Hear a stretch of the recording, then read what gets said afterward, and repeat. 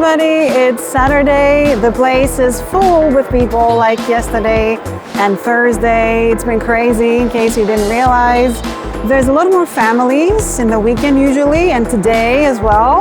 A lot of games are being sold out. SETI is one of them as well. And I promised to take you around in the other halls we haven't been so far.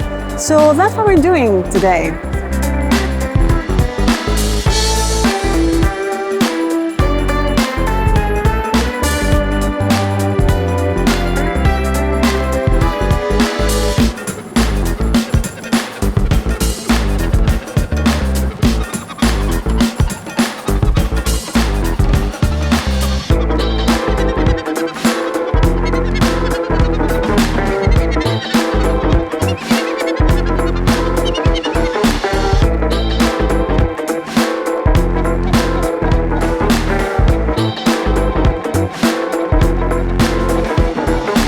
So we are a little bit outside of the madness of the halls to go to a tournament that's organized for Kutnahora Europe Masters.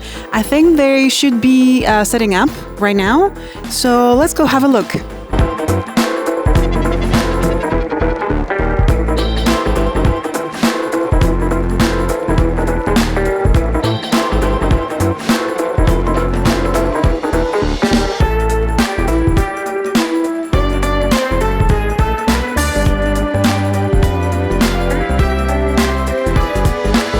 So I'm here with Ready Steady Play, and I'm really wondering what's their highlight of the show so far. Hey everybody, Michael? My highlight was definitely the expansion of Hitster that they've got. Got some funky new Guilty Pleasures version, and it comes with a funky disco ball, and it has, you can use that in the bingo expansion as well. Yeah, that's like timelines with Spotify, trying to place the tracks in order, the musical tracks. It's a really good fun thing. Cheesy, I love it. As an old war gamer, I was over the moon that the Golden Demon has been hosted here this year. I have lots of happy memories looking at Golden Demon entries in my youth, and I had a good time looking at some of the entries. Haven't seen even half of them yet, and I really hope I get some more time to check out the awesome talent on display there. Yeah, I really like the Golden Demon as well. I think my highlight was actually playing SETI. I wasn't too sure on the concept when I first looked at it, but however, obviously from the developers of Kutnahora, which I played last Essen, I absolutely enjoyed the game as well. I was confident going into SETI to try to find, basically to enjoy the actual game itself, and I was immensely surprised by how much I enjoyed it. I just love having this opportunity to demo all these games from around the world. There's tons of publishers here and games here that we don't normally get to see or are hard to find, so it's really great to be able to play all of those things. Hello, nice to meet you again. And I would like you guys to show what you just got from us. Leave it as the last surprise, but here we go. Just in case you don't know what it is, this is a hoodie. This is a hoodie, and this is This is a t-shirt, and this is a board game. Which is Very hot one. yeah, very hot one. Part of my highlights for Essen Spiel. I think it looks really nice on you. Thank you. Like I also happy that Taran is here. This is his first Essen Spiel, and we are going to wear twinsies. Yes, tomorrow. Hashtag live goal. So since it's your first time, what has been like the biggest highlight so far for you and for you also? I think just seeing the scale of it. We don't have a convention centre this size, let alone one completely filled with board games in Australia. So really seeing that the scale is everything that people say it is. Yeah. What about you, Stella? Having Taran here. Aww, that's so sweet. I'm so happy that there's somebody that's going to bring my luggages. There's somebody going to... No, I'm kidding. Like just having the moral support, just like talk about games enthusiastically, not secondhand, but firsthand right here.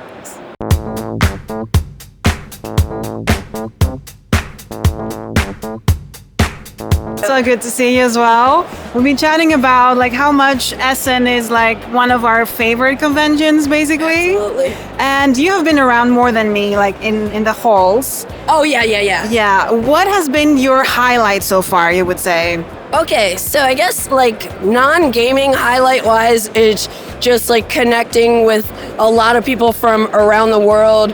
If they're just not just gamers, but like other game enthusiasts, publishers, game designers that I don't see at a lot of conventions in the US. Yeah. So that's really cool. There are a lot of people in Europe, especially who listen to the BGG podcast, and so they'll come up to me and say like really nice things.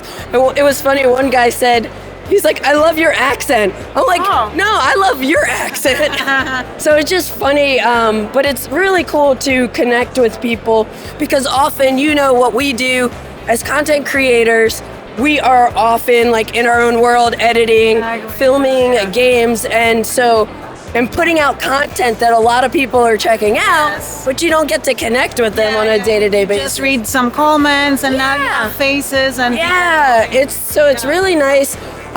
Essen Spiel is definitely my favorite convention where you go to buy games and check out new games because it's huge, number one, and you can just discover so many different games, small indie publishers from around the world, and people from around the world come here, and you end up like playing games and meeting new friends and everything, and it's just every year it gets better and better for me.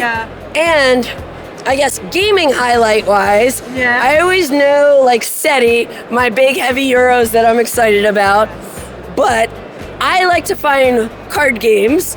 Me too. Yeah. First of all, they're nice and small to take back in your suitcase. But also, I just like card games are easy to travel with, and they're usually lighter, so you can get a lot of people playing them, like if you're at a coffee shop or whatever. And actually here, if you go outside the convention, when people like go to bars, that's what they usually play because it's the easiest thing to bring out. Yeah, we don't know the rules for these big heavy games that we're excited about yet. Sometimes we do, but it is hard to get them to the table because it's like, especially like the hall doesn't close till 7, and you get back, you want to eat some dinner, and you're getting tired, but it's like, let's squeeze in a couple card games. So on that note, I'll do a little show and tell. This game is a Mad Max style post-apocalyptic themed push your luck game that has a blackjack element to it with a little bit of deck building. It plays fast, and I love deck building, and then the cards you add to your deck are in like a market and they have powers. Some of them are dual-sided, so one side will be 2 and the other side will be 5. So this was fun. I played it already. I got to play the new Friedman Freeze. This is a trick-taking, like deck-building game. I went to buy it today, but they told me it's sold out since Friday. So like, okay. So here's a funny story, and I feel like this is what only happened at Essen. Either on day 2, I bumped into Friedman, and I was like, I heard fishing's so good, and he's like, we only have like 20 more copies or 10 more copies or something like that. And I was like, can you please hold me one? Can you please save it? And last night when we left, we decided not to take the train because it was so crowded, and we're like walked across the bridge, and we're in this like just like this path in the middle of nowhere. And we're waiting for an Uber, and Friedman walks by. It's dark too, and he's like, Candace, he's like, did you get fishing? And I was like, no. He reaches in his bag and he had it, and I was like, ah! Like that was just so amazing that like were we even in the same place? And he was nice enough to like have it in his bag for me, and I got to play it. It is super fun. It's gonna be a game you're gonna have to like play twice to kind of get a feel for it, but I got this as well. Have you played it? Good. Yes, I loved it. Yeah. This is super cool. And have you already talked about it on one of your vlogs? I haven't actually. It's one of the few games I bought. Yeah, I'm gonna probably butcher pronouncing it. I think it's Saer. Yeah, I think so too. Something like that.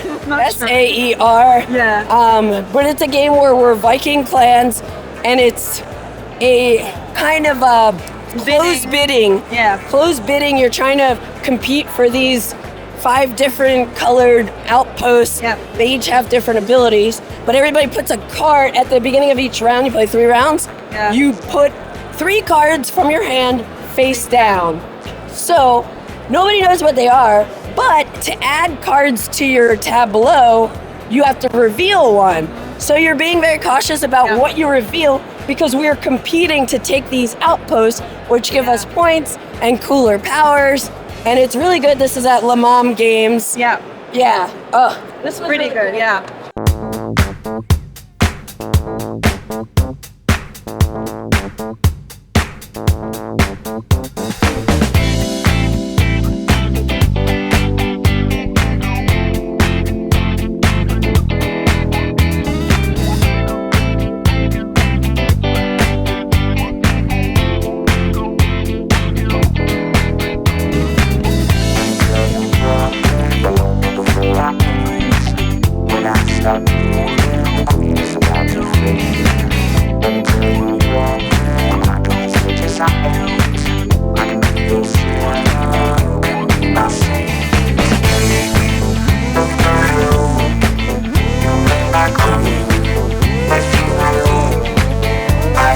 So I'm here with Luke Hector, and he's been telling me all his stories about like the games he played and so on. And I'm wondering what has been the highlight of Spiel so far for you? Like, if you had to pick one thing. One thing, it's pretty much seeing all the people now, because evening times after we're done with the convention, I see a few people that want to shake a hand, say hi, but a lot of creators that I don't see often. We've met up in the evenings. I've played with some of Dranda Games, met Sarah Shah, a couple of others, and some others where we've just gone evening time, let's just go out for a meal, play some games, and I think that's the case because Europe's kind of our meeting spot. Yeah. I would agree. Yeah, I think that the best things happen also after the end of the show each day, which it would be nice to show eventually. I think one day we only show what's happening inside Spiel, but also after it, it's probably the best. Has been the highlight of Spiel for you guys? Oh, that's easy for me. It's being here, meeting all the amazing people. And we're gonna play really good games when we come back home. All these games that we pick up. But being here together, enjoying the board game community and hobby, and seeing people that we don't get to see in our daily lives, that's so nice. I'm also kind of the same. Like, nothing makes me happier than being a place where everybody loves the same little weird thing that we have chosen to love and chosen to use so much of our time to love. And here, it's this bubble of joy. Thank you so much.